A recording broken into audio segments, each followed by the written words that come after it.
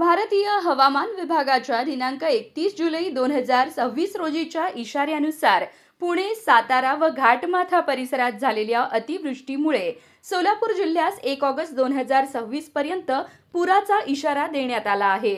सततच्या पावसामुळे भीमा व नीरा नदीपात्रात पाण्याची आवक वाढली असून उजनी धरणातून सुमारे 70,000 क्युसेक तर वीर धरणातून 33,468 क्युसेक पाण्याचा विसर्ग सुरू आहे. परिस्थितीनुसार या विसर्गात वाढ अथवा घट होण्याची शक्यता आहे.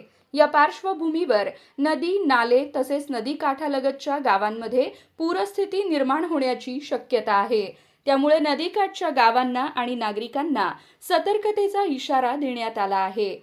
जिल्हा प्रशासनाने नागरिकांना आवाहन केले आहे की पुलावरून पाणी वाहत असल्यास कोणत्याही परिस्थितीत पूल ओलांडू नये. पूरग्रस्त भागात विनाकारण जाणे टाळून स्वतःचा जीव धोक्यात घालू नये.